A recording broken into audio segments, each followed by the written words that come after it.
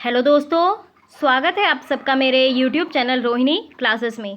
तो आज हम क्लास 10th की ज्योग्राफी का जो है आखिरी पार्ट चैप्टर 1 का देखने जा रहे हैं, जिसका नाम है संसाधन एवं विकास।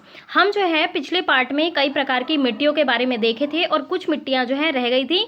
आज हम उन मिट्टियों को पूरा करेंगे, यानी कि मरुस्थलीय मृदा के बारे में बात करेंगे। आज हम वन मृदा के बारे में बात करेंगे और मृदा अपरदन और संरक्षण के बारे में बात करेंगे और इस चैप्टर के आज क्वेश्चन आंसर पुट ऑन करेंगे। तो चलिए बिना किसी देरी के स्टार्ट करते हैं। मरुस्थलीय मृदा को पढ़ने से पहले हम ये देख लेते हैं कि मरुस्थलीय जो मृदा है वो किस एरिया में हिट होती है। तो आप ये देख पा रहे होंगे राजस्थान के जो है पश्चिमी एरिया में ये मृदा पाई जाती है। तो ये जो आपको लाइट येलो कलर दिख रहा होगा, तो ये जो है शुष्क मृदा यानी कि मरुस्थलीय मृदा है। ठीक है, अब आइए इसके बारे में देखते हैं। तो देखिए, ये जो मरुस्थलीय मृदा है ना, इसका रंग लाल और भूरा होता है। क्या होता है? लाल और भूरा। और ये जो मिट्टी है ना, आमतौर पर रेतीली और लवणीय होती है।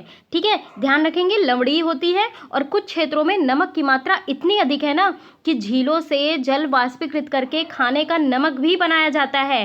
ठीक है, ये चीज़ ध्यान रखना है। और शुष्क जलवायु और उच्च तापमान के कारण जो है जलवाष्पन दर अधिक होती है। देखिए, राजस्थान के पश्चिमी एरिया में पाया जाता है, तो वहाँ पे शुष्क जलवायु भी है और तापमान भी बहुत उच्च होता है। ठीक है, और मृदाओं में ना ह्यूमस और जो है नमी की मात्रा कम होती है, यानी कि इस मिट्टी का ना पीएच मान जो होता है वो बहुत अधिक होता है।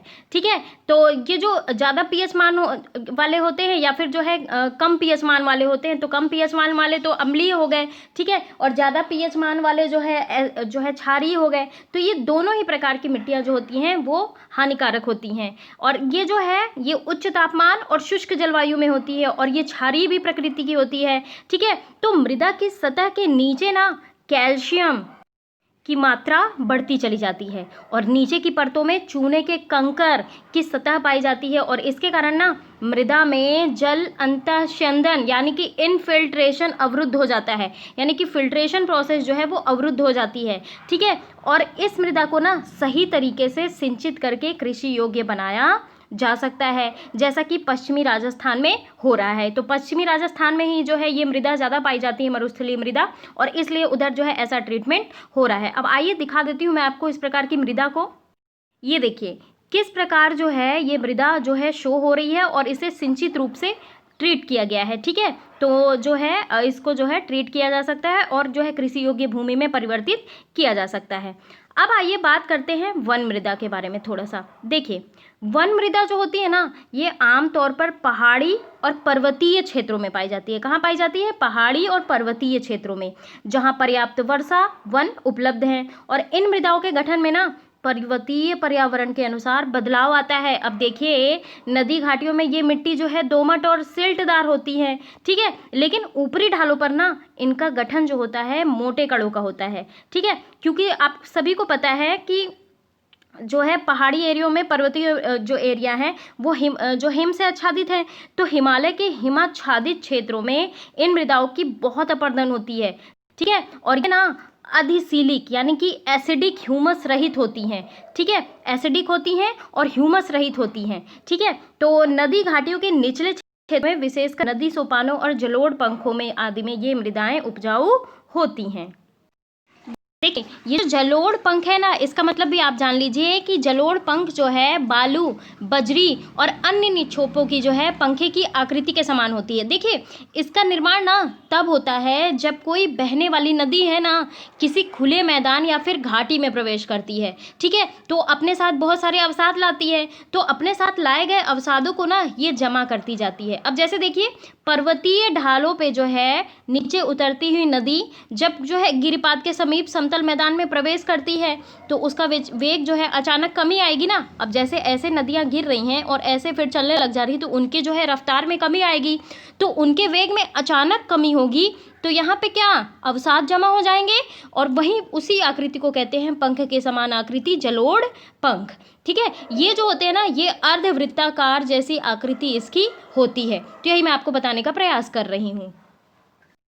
तो देखिए, मृदाओं के बारे में हम देख चुके हैं। जलोढ़ मृदा, लैटेराइट सॉइल जो है रेड सॉइल, ठीक है, ब्लैक सॉइल, और जो है मरुस्थलीय सॉइल, ठीक है, वन मृदा, ये सब देख चुके हैं। अब हम बात करेंगे मृदा अपरदन कैसे होता है और उसका संरक्षण किस प्रकार हो सकता है। देखिए, सबसे पहले अगर बात करें कि मृदा अपरदन क्या होता है, देखिए मिट्टी के कटाव और उसके बहाव की प्रक्रिया को ना मृदा अपरदन कहा जाता है। जैसे देखिए जल, वायु, पवन, इनके द्वारा ना मिट्टी के ऊपरी आवरण का जो है क्रमशः कटाव होता है, या फिर कह लीजिए कि एक स्थान से दूसरे स्थान में स्थानांतरण होता है, तो इसे कहते हैं मृदा अपरदन।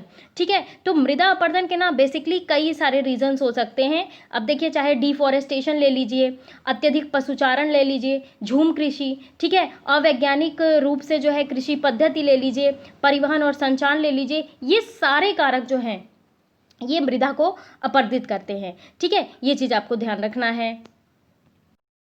अगर मैं आपको भारत के रेफरेंस में बताऊं तो भारत में ना जो है मृदा का सर्वाधिक प्रभावित क्षेत्र जो है वो चंबल और यमुना नदियों के जो है क्षेत्र है। ठीक है, पश्चिमी हिमालय के जो है शिवालिक पहाड़ियों में भी जो है छोटा नागपुर पठार को ले लीजिए, महाराष्ट्र में काली मिट्टी का क्षेत्र ले लीजिए, हरियाणा, राजस्थान, शुष्क क्षेत्र, ये सारी जगह जो है मिट्टी अपरदन जो है ज़्यादा होती है। ठीक है, ये चीज़ ध्यान रखें। देखिए, मृदा के बनने और अपरदन की क्रियाएं ना आमतौर पर साथ साथ चलती हैं। जैसे जैसे मृदा बनती जाती है और ये जो अपरदन की प्रोसेस है ये जनरली जो है साथ साथ चलती रहती है। ठीक है, दोनों में संतुलन होता है। क्या होता है? दोनों में संतुलन होता है।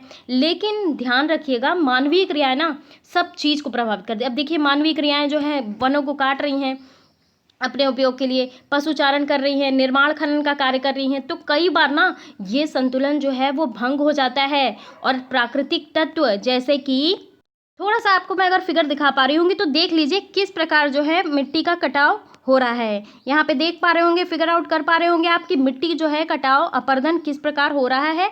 ठीक है, तो पवन, हिमनदी और जल मृदा अपरदन करते हैं। तो बहता जल जो है ना मृत्तिका युक्त मृदाओं को काटते हुए जो है गहरी वाहिकाएं बनाता है, जिन्हें कहते हैं अवनालिकाएं। ध्यान रखेंगे। और ऐसी भूमि ना जोतने योग्य नहीं रहती और इसे कहते हैं बैड लैंड, यानी कि उत्खात भूमि। जहाँ पे जो है भूमि जोतने योग्य नहीं रह जाती है उसे उत्खात भूमि कहते हैं। ठीक है, और देखिए चंबल बेसिन में ना ऐसी भूमि को खड्ड यानी कि रेवाइन भूमि कहा जाता है। ध्यान रखेंगे। और कई बार ना जल जो है विस्तृत क्षेत्र को ढके हुए ढाल के साथ सीधे नीचे की ओर बहता है और ऐसी स्थिति में इस क्षेत्र की ऊपरी मृदा घुलकर जल के साथ बह जाती है और इसे कहते हैं चादर अपरदन, यानी कि शीट जो है इरोजन। ठीक है, और पवन द्वारा ना यानी कि हवा के द्वारा मैदान और ढालू क्षेत्र, यानी कि जो ऐसे ढाल के क्षेत्र होते हैं इनसे जो है मृदा को उड़ा ले जाने की प्रक्रिया को पवन अपरदन कहा जाता है। क्या कहा जाता है? पवन अपरदन। तो देखिए, कृषि के ना गलत तरीकों से भी मृदा अपरदित होती है। गलत ढंग से हल चलाने, जैसे कि देखिए ढाल पर जो है ऊपर से नीचे की ओर हल चलाने से वाहिकाएं बन जाती हैं। ठीक है, जिसके अंदर से बहता पानी जो है आसानी से मृदा का कटाव करता है। तो ये सारे रीजन है। देखिए, ढाल वाली भूमि पर ना समोच्च रेखाओं के समांतर हल चलाने से ढाल के साथ जल बहाव की गति घटती है। ठीक है, और जो है क्या होता है, इसे जो है कहते हैं कॉन्टोर प्लगिंग, यानी कि समोच्च जुताई कहा जाता है। और ढाल वाली भूमि पर सोपान बनाए जाते हैं। ठीक है, ढाल वाली भूमि पे ऐसे ऐसे करके सोपान बनाए जाते हैं। ठीक है, और सोपान जो होते हैं ना वो अपरदन को नियंत्रित करते हैं। ठीक है, कंट्रोल करते हैं। ठीक, और जो है पश्चिमी और मध्य हिमालय में सोपान और सीढ़ीदार कृषि काफ़ी विकसित की गई है। आपको मैं जो है आगे दिखाऊंगी, फिगर आउट कराऊंगी किस प्रकार जो है सीढ़ीदार कृषि जो है की जाती है। ठीक है, तो बड़े खेतों को ना पट्टियों में बांटा जाता है। क्या किया जाता है? पट्टियों में बांटा जाता है और फसलों के बीच जो है घास की पट्टियाँ उगाई जाती हैं। और ये पवन द्वारा जनित बल को जो है कमज़ोर करती है और इस तरीके को जो है पट्टी कृषि यानी कि स्ट्रिप फार्मिंग कहा जाता है। तो पेड़ों को कतारों में लगाकर शेल्टर बेल्ट मेखला बनाना भी पवनों की गति को कम करता है। ठीक है, और ये किस लिए किया जाता है? सिर्फ और सिर्फ मृदा अपरदन को रोकने के लिए। ठीक है, इन रक्षक पट्टियों का जो है पश्चिम भारत में रेत के टीलों के स्थायीकरण में महत्वपूर्ण भूमिका रहा है। अब बात करते हैं भारत में पर्यावरण की दशा क्या है। देखिए, सुखोमाजरी गांव और झाबुआ जिलों ने यह कर दिखाया कि भूमि निम्नीकरण प्रक्रिया को पलटा जा सकता है। सुखोमाजरी में ना वृक्ष घनत्व 1976 में 13 प्रति हेक्टेयर था, जो कि 1992 में बढ़कर देखिए 1272 प्रति हेक्टेयर हो गया। देखिए अगला है, पर्यावरण के पुनर्जनन से ना अधिक संसाधन उपलब्धता, कृषि और पशुपालन में सुधार के परिणाम स्वरूप आमदनी बढ़ती है और समाज के आर्थिक समृद्धि आती है। तो सुखोमाजरी में 1979 से 1984 के बीच परिवारों की औसत वार्षिक आमदनी 10,000 से 15,000 रुपये थी। अगला पॉइंट ये है कि पर्यावरण की पुनर्स्थापना के लिए लोगों द्वारा इसका प्रबंधन आवश्यक है। देखिए मध्य प्रदेश सरकार ने लोगों को स्वयं फैसला लेने का अधिकार दिया और वे प्रदेश की 29 लाख हेक्टेयर भूमि, भारत का लगभग 1% क्षेत्रफल को जल विभाजक प्रबंधन द्वारा हरा भरा बना रहे हैं। अब आइए लगाते हैं इस चैप्टर के क्वेश्चन आंसर। हमारा पहला क्वेश्चन है, लौह अयस्क किस प्रकार का संसाधन है? ऑप्शन है नवीकरण योग्य, जैव, प्रवाह, अनवीकरण योग्य। तो इसका ऑप्शन कौन सा सही होगा? इसका ऑप्शन घ जो है सही होगा। लौह अयस्क जो है अनवीकरण योग्य है। ठीक है, एक बार लौह अयस्क जो है समाप्त हो जाएंगे तो इसे बनने में बहुत ज़्यादा टाइम लगता है। अगला क्वेश्चन है, ज्वारीय ऊर्जा निम्नलिखित में से किस प्रकार के संसाधन नहीं है?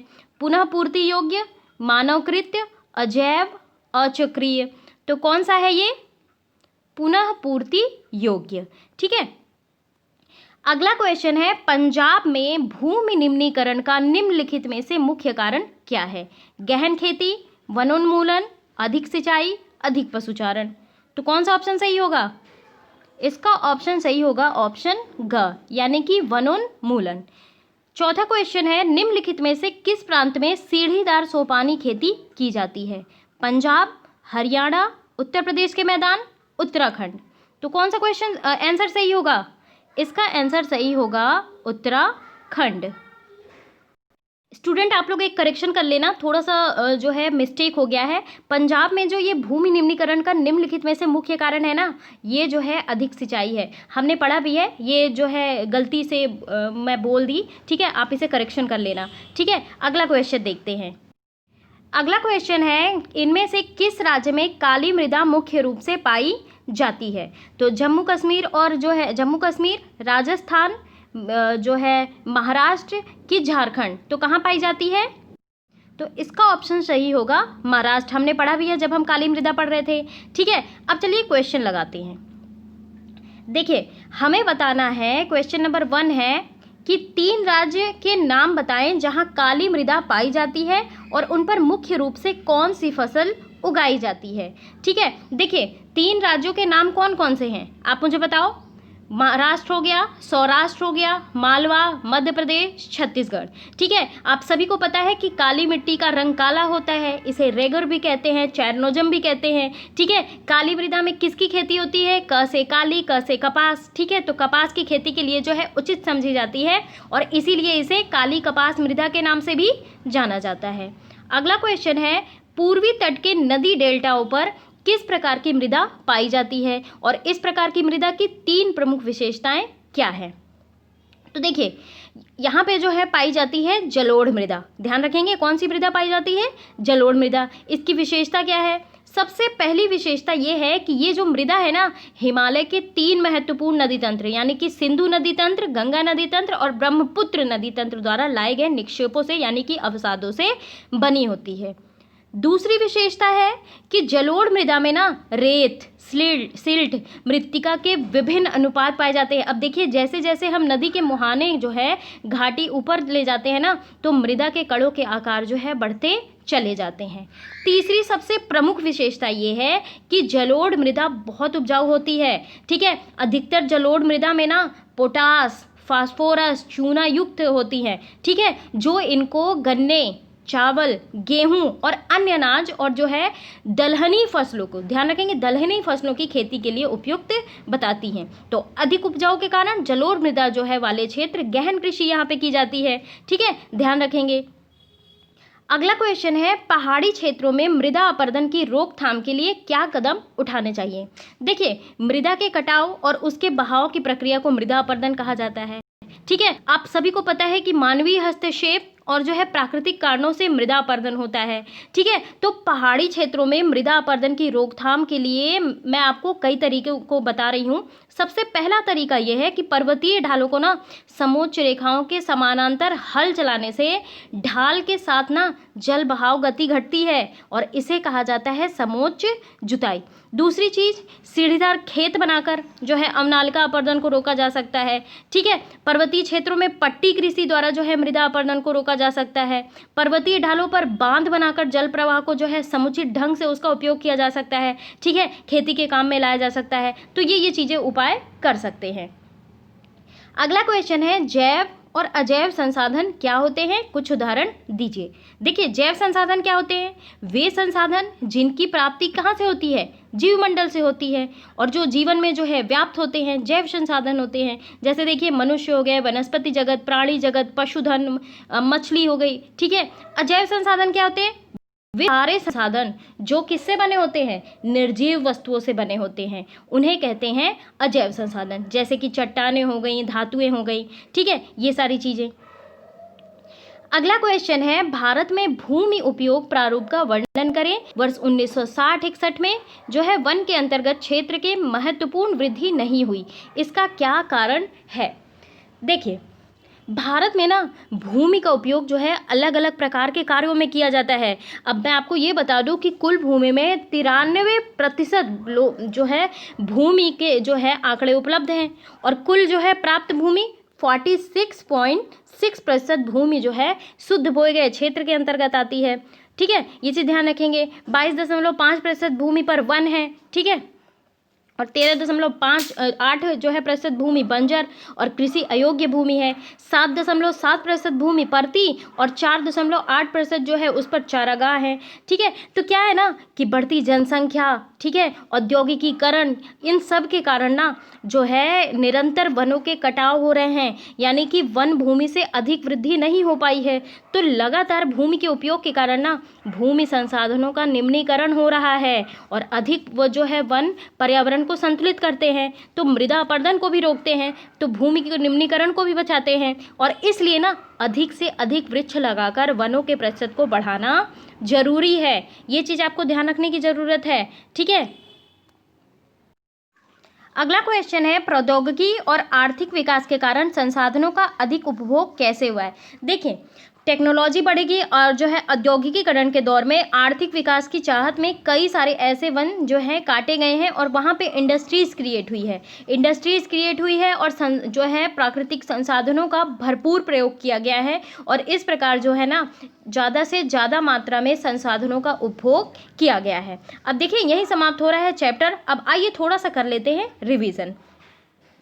मुख्य बिंदु है, हमने जो है क्या क्या चीज़ें इस चैप्टर में देखी हैं, एक बार जल्दी से फटाफट रिवीजन कर लेते हैं। सबसे पहली चीज़, प्रकृति में प्राप्त विभिन्न वस्तुएं जो हमारी आवश्यकताओं को पूरा करने में जो है प्रयुक्त होती हैं, जिनको बनाने के लिए टेक्नोलॉजी उपलब्ध है, क्या कहलाते हैं? संसाधन। ठीक है, जीवमंडल में प्राप्त संसाधन जैव संसाधन, निर्जीव वस्तुओं से प्राप्त निर्मित संसाधन अजैव संसाधन। ठीक है, और वे संसाधन जिन्हें जो है विभिन्न भौतिक, रासायनिक और यांत्रिक प्रक्रियाओं द्वारा पुनः उपयोगी बनाया जाता है, उसे कहते हैं नवीकरणीय संसाधन।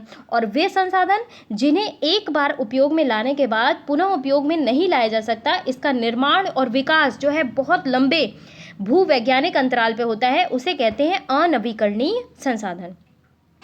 निजी स्वामित्व वाले व्यक्तिगत संसाधन कहलाते हैं, और वे संसाधन जिनका उपयोग समुदाय के सभी लोग करते हैं, उसे क्या कहते हैं? सामुदायिक संसाधन। ठीक है, वे संसाधन जो किसी क्षेत्र में विद्यमान होते हैं लेकिन उसका उपयोग नहीं हो रहा है, तो उसे क्या कहते हैं? संभावी संसाधन।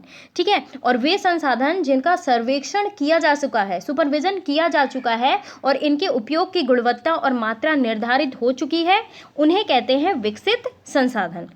अगली बात, प्रकृति में उपलब्ध होने वाले वे पदार्थ जो मानव आवश्यकताओं की पूर्ति कर सकते हैं, लेकिन टेक्नोलॉजी ज्ञान न होने पर पूरी तरीके से विकसित होने के कारण पहुंच से बाहर है, क्या कहलाते हैं? भंडार। ठीक है, संसाधन नियोजन के बारे में हमने बात की है, ऐसे उपाय और तकनीक जिसके द्वारा संसाधन का उचित प्रयोग सुनिश्चित किया जा सके। संसाधन संरक्षण क्या है? संसाधनों का न्याय संगत और योजनाबद्ध प्रयोग जो है संसाधन का अपव्यय न हो, ताकि इसे कहते हैं संसाधन संरक्षण। भूमि निम्नीकरण क्या है? विभिन्न प्राकृतिक और मानवीय क्रियाकलापों द्वारा मृदा का कृषि के योग्य न रह पाना जो है निम्नीकरण। और निवल और शुद्ध बोया गया क्षेत्र क्या होता है? वह क्षेत्र जहां वर्ष में एक बार या फिर कह लीजिए एक से अधिक बार कृषि की गई है। ठीक है। कुल बोया गया क्षेत्र क्या होता है? शुद्ध बोए गए क्षेत्र की पड़ती भूमि को जोड़ना। पड़ती भूमि क्या होती है? ऐसा भूखंड जिस पर कुछ समय खेती नहीं की जाती, उसे खाली छोड़ दिया जाता है। वही बात करूंगी मैं बंजर भूमि की। तो बंजर भूमि क्या होती है? ऐसा भूमिखंड जिस पे कोई पैदावार नहीं होती, जो पहाड़ी, रेतीली और दलदली होती है। ठीक है। लैटेराइट सॉइल की बारे में बात करूं अगर मैं, तो अधिक वर्षा वाले क्षेत्रों में मिट्टी की ऊपरी परत का तेजी से कटाव से निर्मित मृदा है। मृदा अपरदन क्या है? प्राकृतिक कारकों द्वारा मृदा का एक स्थान से हटना। उत्खात भूमि क्या होती है? प्रवाहित जल और पवनों द्वारा किए जाने वाले मृदा अपरदन की उत्खात भूमि का निर्माण। ठीक है। ये सारी चीज़ें हम रिवीजन कर चुके हैं और आज यहीं पे समाप्त होता है चैप्टर 1। अब अगले चैप्टर की ओर हम बढ़ेंगे अगले वीडियो में। तो कैसा लगा मेरा ये वीडियो ज़रूर आप मुझे कमेंट बॉक्स में मेंशन करें। चैनल को सब्सक्राइब ना किया हो तो ज़रूर कर लें, और गाइस लाइक कर दिया करिए और दोस्तों में शेयर कर दिया करिए videos. Thank you very much.